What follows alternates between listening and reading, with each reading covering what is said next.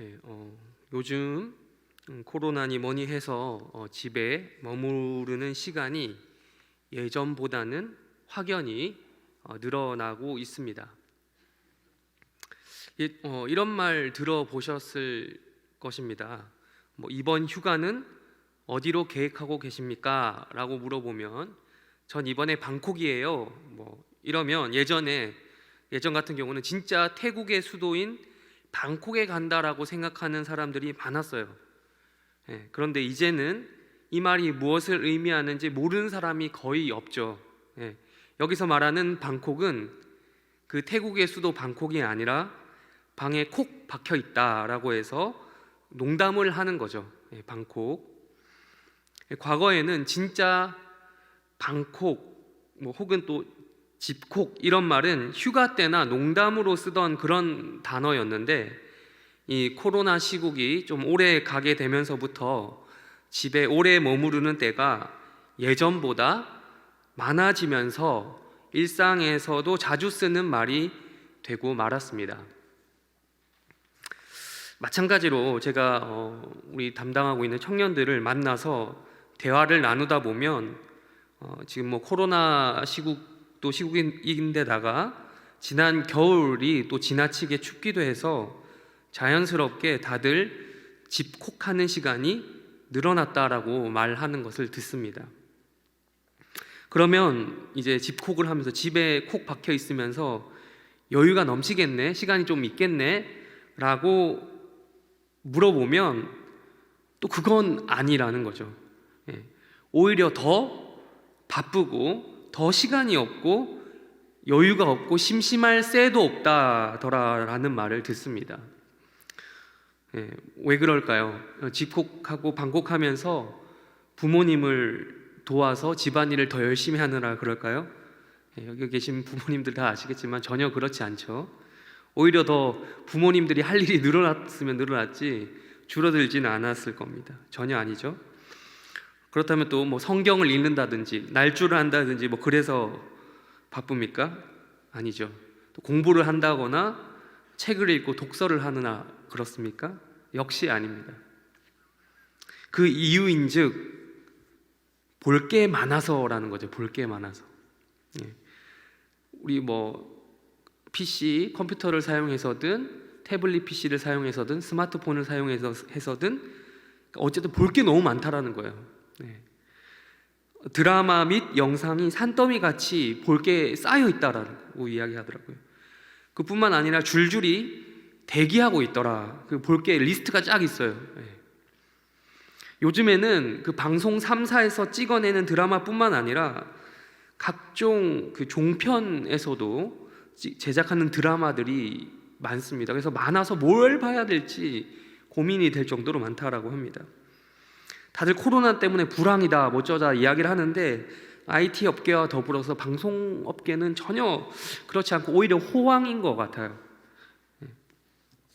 저도 이제 고향에 내려가서 가끔씩 TV를 보는데 채널들이 너무 많아서 케이블 같은 걸 보다가 고르다가도 1시간이 가더라고요. 뭘 볼지 고르다가. TV를 켜면 드라마, 예능, 영화 이런 것들을 끊임없이 방송해 주지 않습니까? 그래서 이제 저도 이제 그거에 많이 좀 약한 편이기 때문에 아예 제가 이제 결혼하고 나서는 TV를 집에 들리지 않았습니다. 또 그렇다고 해서 제가 아예 영상을 보지 않는 건 아니고 이 스마트폰으로도 유튜브를 좀 많이 보게 되더라고요. 그것만 봐도 한도 끝도 없다는 생각이 들긴 하는데 아무튼 그 중에서도 요즘에 청년들 사이에서 특별히 화제가 되는 그 영상의 드라마가 있더라고요. 많이 본다고 제가 이야기를 한 번 들었으면 그냥 그게 개인적으로 좋아하는구나 하고 넘겼을 텐데 이게 한두 번 들은 게 아니라서 말씀을 드리는 거예요. 제목이 펜트하우스라는 드라마가 있습니다. 강남 한복판에 위치하고 있으면서 돈이 좀 많은 사람들이 모여 사는 초호화 빌딩 헤라팰리스라고 하는 가상 공간에서 벌어지는 그런 이야기 드라마예요. 근데 이제 흔히 말하는 막장 드라마의 전형적인 코드를 담고 있어요. 납치, 감금, 살인, 시체 유기, 불륜, 복수, 출생의 비밀, 폐륜까지 모든 막장의 소재를 다 담고 있다고 하더라고요. 그러면서도 욕을 하면서도 보게 되는, 그래서 더 재밌는 드라마, 묘하게 중독되는 면이 있는 그런 드라마다라고 그것을 즐겨보는 사람들의 시청 소감이 그렇습니다.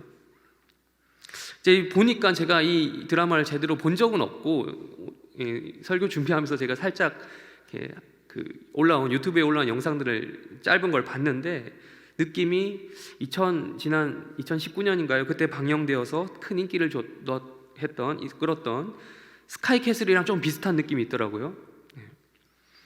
그러니까 말 그대로 이런 펜트하우스가 무엇을 이야기합니까? 펜트하우스는 말 그대로 고층 빌딩의 가장 위쪽에 있는 가장 비싼 곳이죠. 아무나 살 수 없는 그런 곳입니다.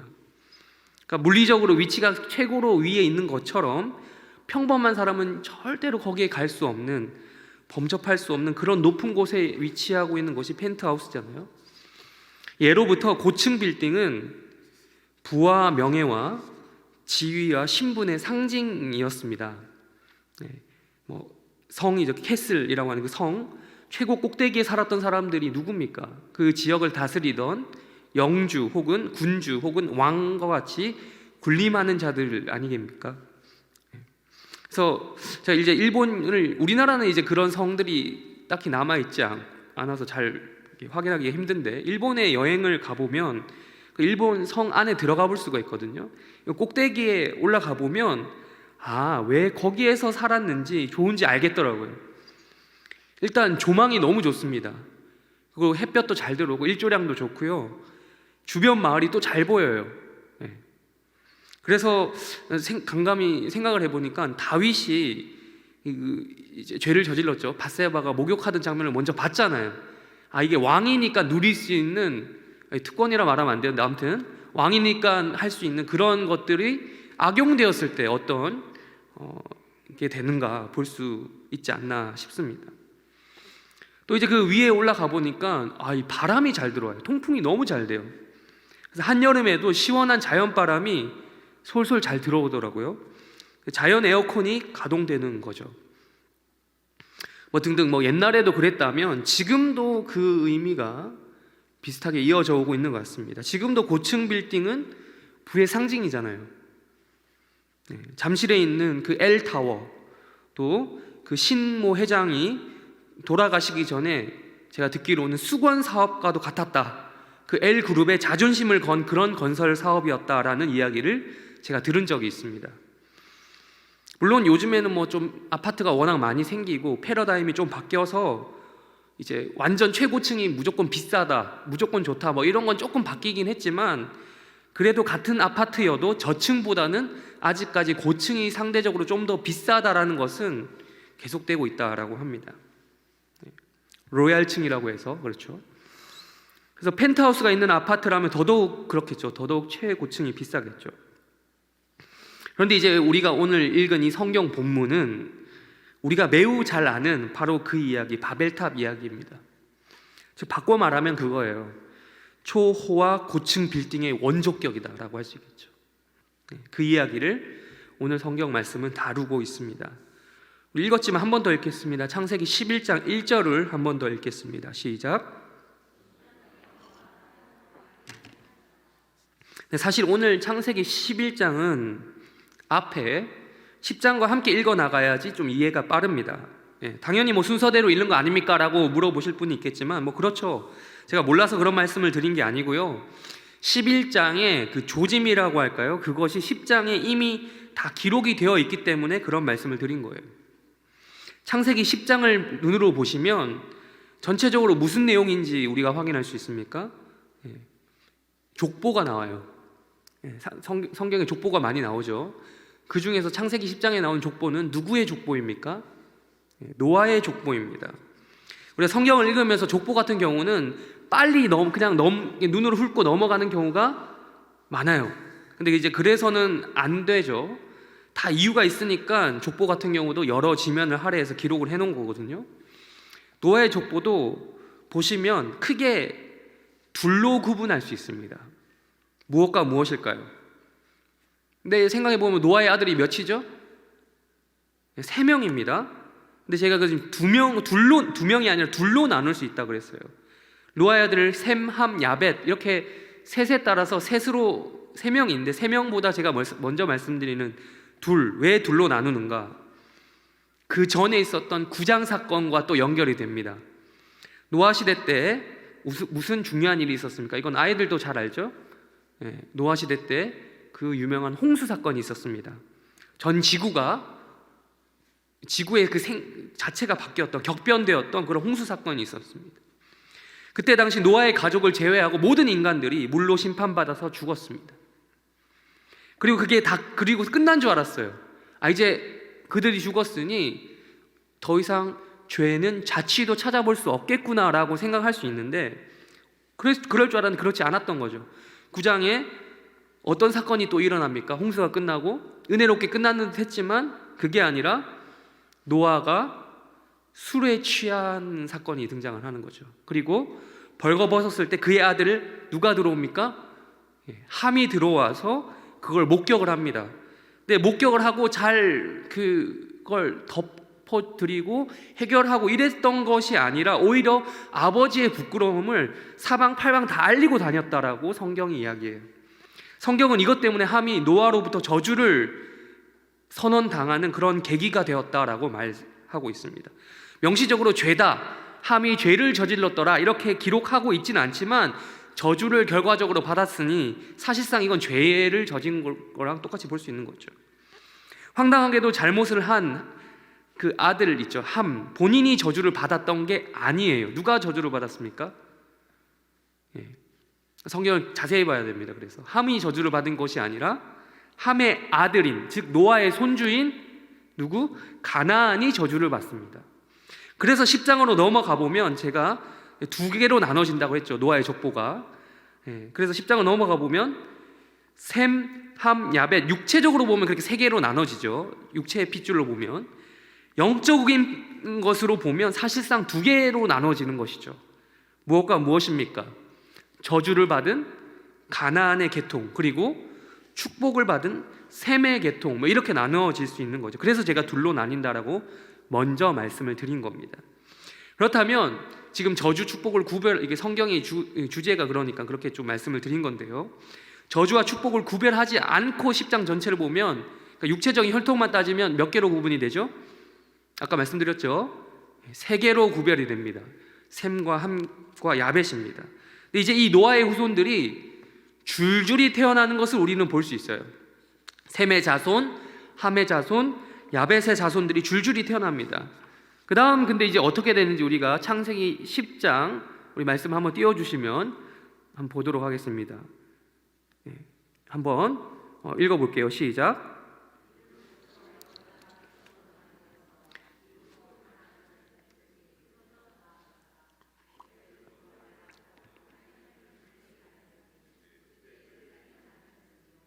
이들은 그 백성들의 족보에 따르면 노아의 자손의 홍수에 이들에게서 그 땅의 백성들이 나뉘었다. 자, 이걸 이렇게 구절을 땄는데요. 바꿔 말하면 뭐냐면 원래 이들은 지금 나뉘었다, 나아갔다, 흩어졌다 이런 말들이 계속 반복되죠. 그러니까 바꿔 말하면 뭐냐? 원래 이 사람들은 한 곳에 모여서 살았던 겁니다. 우리가 11장 1절 아까 읽었는데요.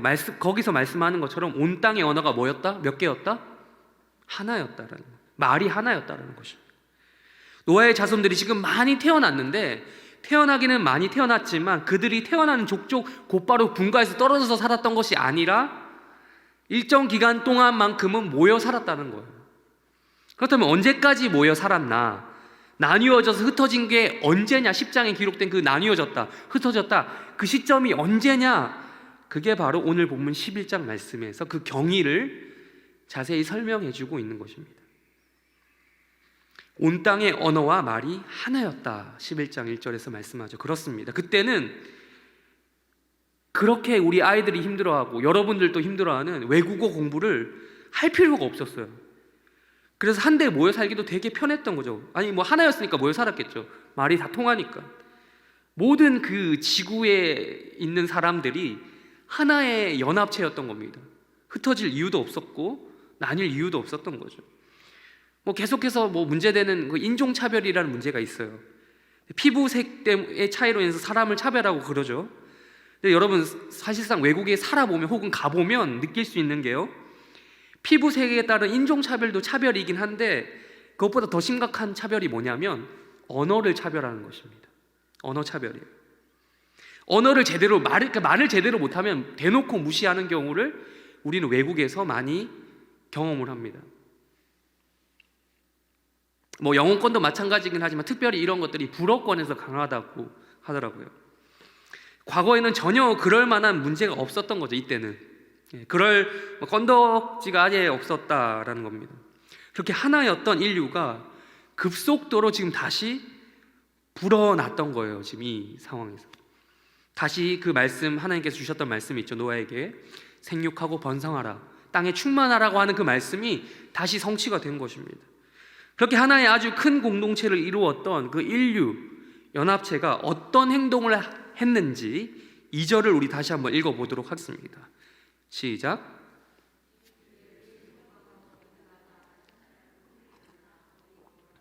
네, 동쪽으로 집단 이동을 한 거죠. 지금 어떤 한 부족이 이동하는 게 아니에요. 모든 인류가 동쪽으로 거주지를 이동했던 겁니다. 그때 당시 지구에 살고 있던 모든 인류가. 그게 엄청난 일인 거죠, 스케일이. 그러다가 시날 평지, 그러니까 옛날에는 메소포타미아 지방이라고도 부르고 지금은 이라크 쪽에 있는 그 위치하고 있는 그곳에 머무르게 됩니다. 거기 살기가 좋았으니까요, 옛날부터. 거기까지는 좋았습니다. 하나의 연합을 이룬다, 연합체가 된다라는 것은 좋은 일이죠. 각자 따로 노는 것보다 공동체를 이룬다는 것은 힘이 하나로 결집되고 긍정적인 것이 많지 않습니까? 팀을 이룬다는 것은 개인 플레이보다는 아무래도 팀 플레이가 더 아름답잖아요. 그리고 더 좋은 결과를 낼 때가 많고요. 그래서 여러분, 예전에 유행하던 영상인데 그 보신 분들이 있을 것 같은데, 많이 계실 것 같은데, 지하철에서 누군가 빠졌는데 이제 그걸 한 사람 두 사람 모여서 그 지하철을 밀어내는 장면, 그런 영상이 유행한 적이 있었던 것 같습니다. 그걸 보신 적이 있을 텐데, 아무튼 하나보다는 10명이 낫고 10명보다는 100명이 낫죠. 그런 일반적인 상황에서는 그런 것이 맞습니다. 근데 그 목적이 선하면 이보다 더 좋을 수 없다는 겁니다. 근데 오늘 성경에서는 그 연합체가 모여서 선한 일을 위해 모였다라고 말씀하지 않아요. 성경은 다음과 같은 일이 일어났다라고 말씀을 합니다. 3절과 4절을 우리 다시 한번 읽겠습니다. 시작.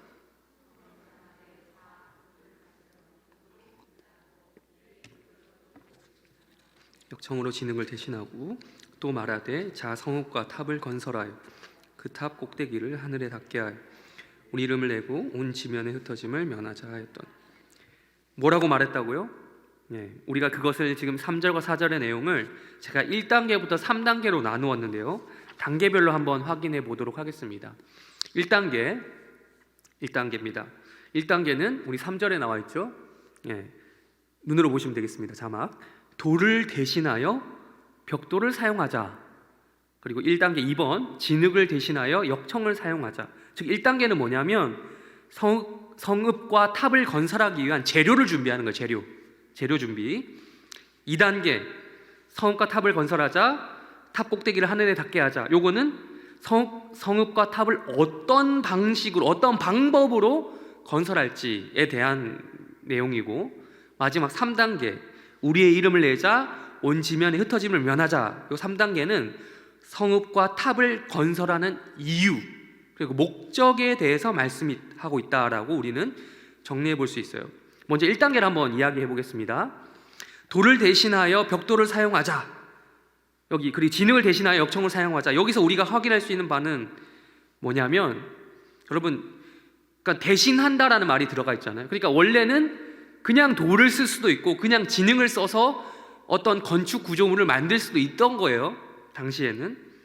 근데 이제 그렇게 하지 않고 그 대신에 벽돌을 만들고 역청을 굳이 갖다 쓰겠다는 거죠. 그러니까 이게 뭐냐면 그때 당시 활용할 수 있는 최신 기술을 동원해서 건축을 하려고 했다는 겁니다. 그냥 평범한 돌을 사용하기보다 벽돌이라는 것을 직접 제작한 거죠. 사이즈에 맞춰서 직접 제작을 한 거죠. 그렇게 사용하면 훨씬 더 튼튼하고 원하는 디자인과 사이즈로 정교하게 만들 수 있는 거죠. 그리고 또 진흙을 사용하는 것보다 당시 어떻게 보면 신소재라고 할 수 있는 이 역청을 사용하면 좀 더 접착력도 확실하고, 특별히 이 역청은 방수제의 역할도 한단 말이죠. 그러니까 그 물이 셀 틈이 없을 정도로 확실히 만들고자 했던 것이죠. 이미 이 역청은 앞선 노아의 방주에서도 활용이 되거든요. 그러니까 이미 검증된 소재인 것입니다. 이제는 이 사람들이, 이 인류가 모여서 최신 기술을 사용해서 무엇을 건축하고자 하는 그 방법을 한번 확인해 보도록 하겠습니다. 2단계, 성읍과 탑을 건설하자, 탑 꼭대기를 하늘에 닿게 하자, 이 두 가지인데요. 여기서부터 우리는 조금 이걸 보면서 쎄하다라는 느낌이 좀 들어야 됩니다. 성경을 좀 읽었으면 읽으신 분들일수록 눈치를 채야 됩니다. 여러분, 성읍, 이 성을 캐슬, 영어로 하면 캐슬, 이 성읍을 최초로 건설했던 인물이 누군지 안다면 더더욱 그래야 되는 거죠. 눈치채야 되는 거죠. 누굽니까? 네. 앞서 창세기 4장 15절 우리 한번 17절입니다. 17절 먼저 읽겠습니다. 17절 먼저 읽을게요. 시작. 나은지라 가인이 성을 쌓고 그의 아들의 이름으로 성을 이름하여 에녹이라. 가인이 먼저 지었죠. 창세기 4장을 보시면, 우리가 기억해보면 가인이 아벨을 죽이죠. 그리고 하나님께 벌을 받으면서도 자비를 구하는 장면이 나와요. 거기서 분명 하나님께서는 다음과 같이 약속하셨어요. 4장 15절입니다. 4장 15절 먼저 읽겠습니다. 시작.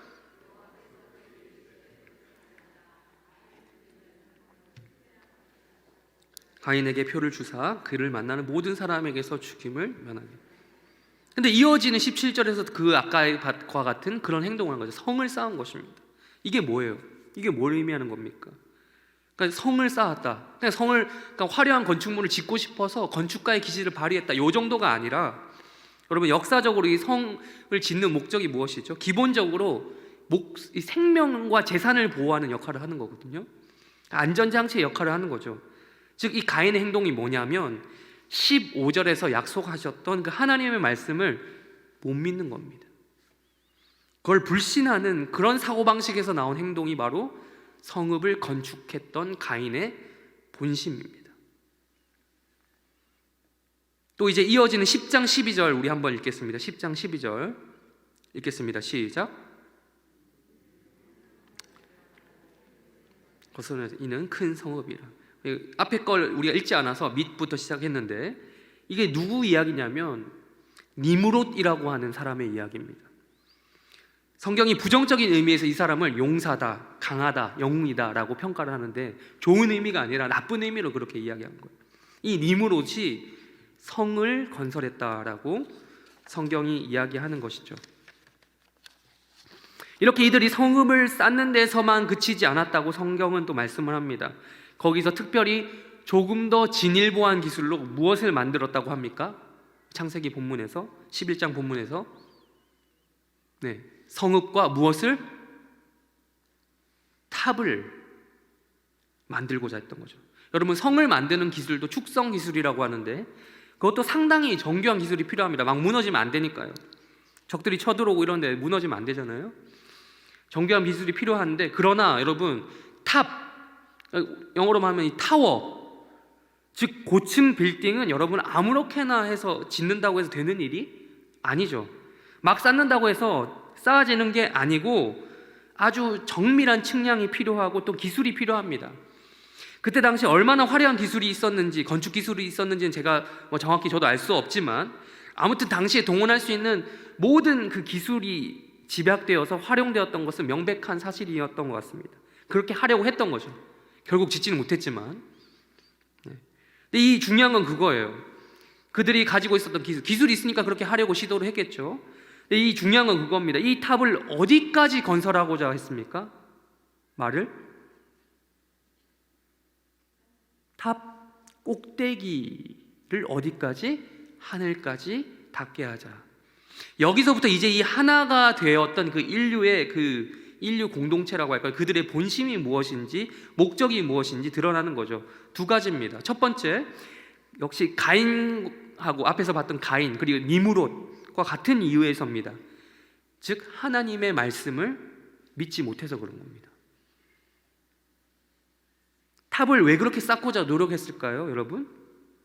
성읍만 지었으면 됐지 왜 탑을 그렇게 높게 쌓고자 했을까요? 앞에서 우리가 역청 이야기도 잠깐 했지만 역청이 무슨 기능을 한다고요? 방수 역할도 한다 그랬죠. 즉 하나님의 말씀을 어떤 하나님의 말씀을 믿지 못했냐고요? 불안했던 겁니다. 무슨 불안? 과거가 생각나는 거예요. 과거를 떠올려 보면 불안함이 밀려오는 거예요. 비만 조금 내려도 불안한 겁니다. 뭐가 생각나서? 홍수가 생각나서요. 근데 하나님께서는 말씀 가운데 분명히 무엇이라고 약속하셨습니까? 이미 창세기 9장 11절 우리 한번 읽겠습니다. 시작.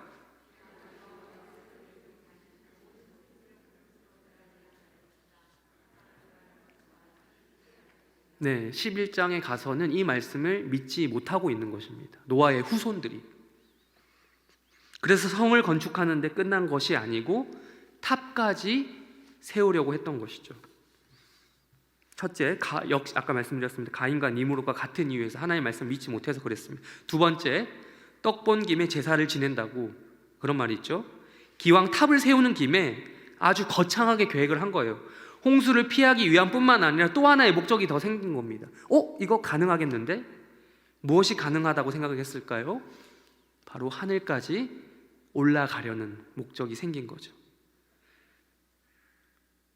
왜 그랬을까요? 하나님과 더욱더 친밀한 교제를 하기 위해서? 그랬습니까? 하나님을 좀 더 가까이 만나고 싶어서 그랬습니까? 하나님께서 인간 세상에 내려오실 때 조금이라도 그 수고를 덜어드리고 싶어서 그랬습니까? 아니면 내가 천국, 하나님 나라를 소망하기 때문에 좀 더 가까이 가고 싶어서 그랬습니까? 그랬으면 좋겠지만 아닙니다.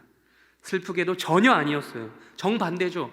그 하늘의 권위인 하나님께 도전하려고 하는 그 야심이 그 인간의 마음 가운데 그 욕망과 함께 있었던 겁니다. 탑 꼭대기, 그 꼭대기층 있죠. 펜트하우스 정도가 되면 내가 하나님과 어떻게 해볼 수 있지 않을까라는 생각이 인간의 마음 가운데 든 거예요. 적어도 꼭대기층에 있으면 아래층, 하나님과 어떻게 해보지는 못한다 하더라도 설사 적어도 꼭대기층에 있으면 그 나보다 아래층에 사는 그 인간들에게만큼은 하나님과 방불한 대접을 받을 수 있겠지? 내가 신적인 대접을 받을 수 있지 않을까? 권력과 힘과 부와 명예를 가지고 내가 그들을 이렇게 어떤 힘을 행사할 수 있겠지. 펜트하우스에 사는 우리를 신처럼 생각하게 만들어야 되지. 이런 식인 거예요. 다음 3단계를 보시면 더욱더 가관입니다. 3단계 아까 말씀드렸죠. 첫 번째 3단계 1번 우리의 이름을 내자. 2번 온 지면의 흩어짐을 면하자 라는 것입니다. 유명한 속담 중에 이런 속담이 있죠. 호랑이는 죽어서 가죽을 남기고 인간은 죽어서 이름을 남긴다, 이런 말이 있습니다. 또 입신양명이라고 하는 사자성어도 똑같은 말이죠. 그만큼 인간은요, 이름을 내는 것, 내 이름, 자신의 이름을 알리고자 하는 것, 자기를 알아봐주기를 인정해주는 것을 원하는 거죠. 이러한 욕구를 기본적으로 가지고 있어요. 근데 이름을 낸다라는 것 자체가 나쁜 건 아닙니다. 얼마든지 그럴 수 있어요. 선한 목적으로도 알려질 수 있기 때문에. 그러나 지금 성경이 지적하고 있는 이름을 내는 것, 우리의 이름을 내자라고 하는 이것은 어떤 맥락에서 이야기하는 것이냐면 누구를 위한 목적으로 이름 내기를 해야 되냐라고 하는 그런 차원의 이야기인 거죠. 자신이 이름을 내려고 스스로 애를 쓰느냐, 아니면 하나님이 그의 이름을 내주시느냐라는 거죠. 이게 전혀 다른 문제 아닙니까? 자기 이름을 위해서 스스로 애썼던 사람들이 바로 이 사람들입니다. 그리고 그런 사람들은 이미 과거에 있었어요. 창세기 6장 4절 우리 한번 읽도록 하겠습니다. 시작.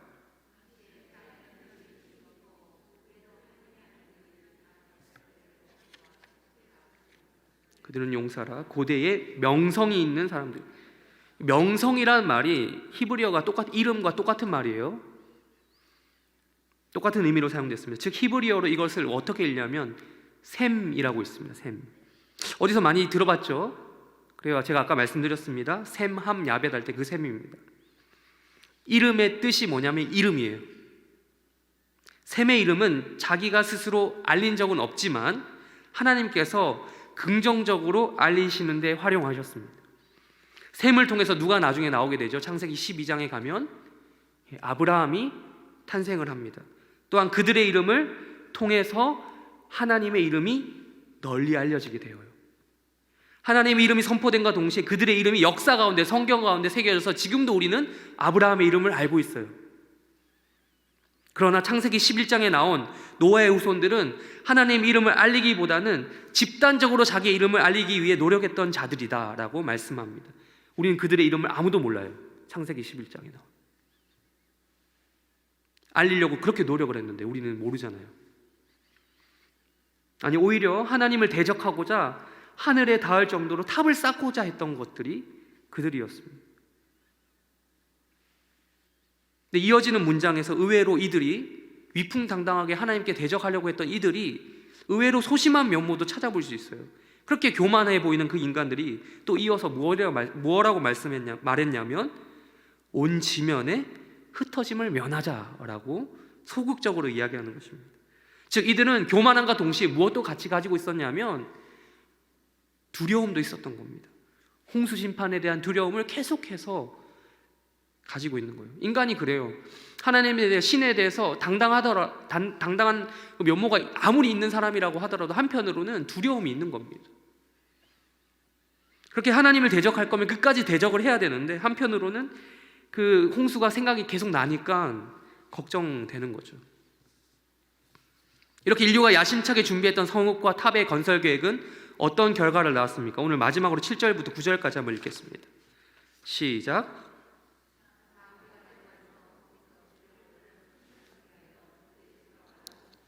못하게 하자 하시고 여호와께서 거기서 그들을 온 지면에 흩으셨으므로 그들이 그 도시를 건설하기를 그쳤더라. 그러므로 그 이름을 바벨이라 하니 이는 여호와께서 거기서 온 땅의 언어를 혼잡하게 하셨음이니라. 여호와께서 거기서 그들을 온 지면에 흩으셨더라. 아까 우려했다고 그랬죠. 두려워했다고 그랬죠. 그 상황이 이루어진 거예요.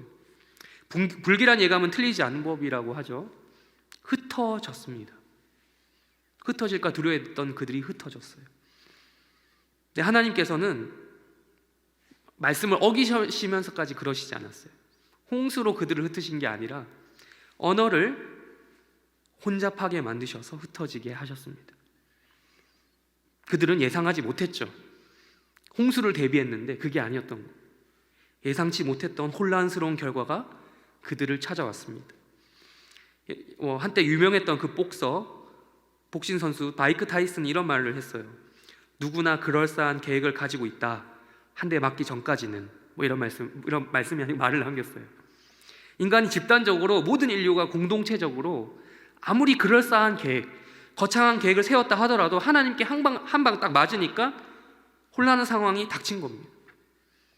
홍수가 아니더라도 하나님께서는 한 방 때릴 만한 수단과 방법이 무궁무진했던 거예요. 언어를 혼잡하게 만드신 그 하나님의 그 한 방으로 공동체적으로 모여 있었던 그 모든 인류가 혼잡하게 뒤섞이고 난리가 난 것이죠. 혼란스럽다라는 단어가 무슨 뜻인지 9절에서 이야기하죠. 바벨입니다. 바벨. 그렇게 바벨의 상황이 로 인해 사태가 마무리됩니다. 인간의 계획은 좌절되고 흩어지게 되었습니다. 말씀을 정리하겠습니다. 아까 펜트하우스 드라마 이야기 잠깐 했었는데요. 거기 홈페이지에 가면 드라마 소개하는 홈페이지에 가면 다음과 같은 글이 메인을 장식하고 있습니다. 어떤 인간의 욕망도 절대 충족되지 않는다. 인간은 더 많은 것을 갖기 위해 끝없이 오려 하기 때문이다.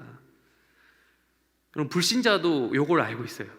신앙이 없어도 그 막장 드라마를 쓰는 그 작가도 요걸 알고 있는 거예요. 그렇습니다. 말 그대로 펜트하우스는요, 고층 빌딩의 가장 위층, 비싼 곳, 아까 말씀드렸죠. 우리 같은 평범한 사람들 절대 갈 수 없는 그런 곳입니다. 그런데 여기서도 이야기하죠. 초호화 빌딩, 그 헤라 팰리스에 사는 것만으로도 인간의 욕망은 만족되지 않는다는, 거기 들어가는 것만 해도 대단한데 거기서도 층이 나뉜다라는 거예요. 최상위층의 사회 속에 힘들게 거기까지 갔어요. 가도 끝없이 거기서 또 존재하고 있는 남들과의 비교질이 시작이 된다는 겁니다. 조금만 더, 한 층만 더 위로 올라가려고 하는 거예요. 결국 그들이 바라보는 곳은 최상층, 100층, 펜트하우스. 거기까지 오르고자 하는 욕망이 이 드라마를 제가 보진 않았지만 주된 흐름인 것 같습니다. 그리고 인물들이 행동하게 만드는 동기가 되는 것 같아요. 근데 오늘 우리가 본 말씀, 우리가 봤던 그 바벨탑은요, 그 수준을 훨씬 넘어서는 이야기죠. 하나님의 위치까지, 100층보다 더 위에 있는 하나님의 위치까지 넘보는 인간이라는 거죠. 하나님의 말씀 믿지 않는 인간의 모습을 우리는 보게 되는 것입니다. 두려움에 눈물을 감고 허공에다가 주먹질하는 그 아이들, 그런 아이와 같은 모습이 바로 인간의 모습입니다. 하나님의 이름을 알리기보다는 자기 이름 알리려고 하는 그런 욕망 가득함으로 자신만의, 나만의 바벨 타워, 바벨 캐슬을 쌓으려고 하는 그 본성이 드러나고 있는 것이에요. 물론 여러분, 펜트하우스라는 그 드라마는 허구죠. 진짜가 아니에요. 그래서 자극적이고 극단적인 표현과 장치가 마구마구 들어가 있어요. 작가 마음대로 쓰는 거니까. 그러나 허구는, 여러분, 허구 자체에서 끝나지 않죠. 허구를 통해서 무엇을 묘사하려고 하는 것입니까? 현실을 묘사하려고 하는 의도가 있는 거죠. 실체가 드러나게 되잖아요. 그게 연극이나 드라마가 사람들에게 인기 있는 이유 아니겠습니까? 단순히 막장만 있어서 시청률이 높은 게 아니라 우리 시청자로 하여금 공감대를 끌어내서 그런 거잖아요. 여러분, 자본주의 사회에서는 경제적 수준에 따라 계층이 정해지죠. 명시적으로 헌법상에 그런 식으로 신분을 나눈 적은 없지만 누구나 공공연하게 인정하는 바잖아요. 민주주의 헌법은 모든 인간의 평등을 말하지만 사실 세상이 불평등하다라는 것은 5살짜리 아이도 아는 사실이잖아요. 즉 헤라펠리스라고 하는 허구적인 세계관을 통해서 보여주는 것이 무엇이었습니까? 인간의 욕망이란 말입니다. 어디에 있든지 그보다 더 높은 것을 원하는 그런 인간의 욕망. 그런데 이거는 그들만의 이야기가 아니라 그들보다 못한 우리의 이야기이기도 하고, 하류층의 이야기이기도 하고, 중산층의 이야기이기도 하고, 다 예외가 아닌 겁니다. 지금 허구에 대해서 이야기했는데, 그러나 성경 말씀, 우리가 오늘 본 성경 말씀은 무엇입니까? 허구가 아니라 진짜인 거예요. 바벨탑 사건은 실화입니다. 비록 하나님의 한방에 의해서 언어가 혼잡하게 되었고 복잡하게 되어서 그들의 계획이 수포로 돌아가긴 했지만, 바벨탑이 실제로 이루어졌다면 분명 바벨탑 100층의 그 펜트하우스는 있었을 거예요. 또 그들은 나름대로 층별로 계급을 나누지 않았겠습니까? 1층, 아니 그보다 지하가 있었을지 모르겠지만 그들은 인간다운 취급도 받지 못하고 살지 않았겠습니까? 그리고 100층에 살고 있던 그들은 하나님을 대신해서 그들의 이름을, 하나님의 이름이 영광 돌리는 데 쓰는 것이 아니라 신의 위치에서 교만하게 하나님 노릇을 하면서 쓰지 않았을까요? 밑에서 올라와 99층 걔네들 견제하면서. 그렇다면 우리는 오늘 말씀을 통해서 어떤 결론을 낼 수 있을까요?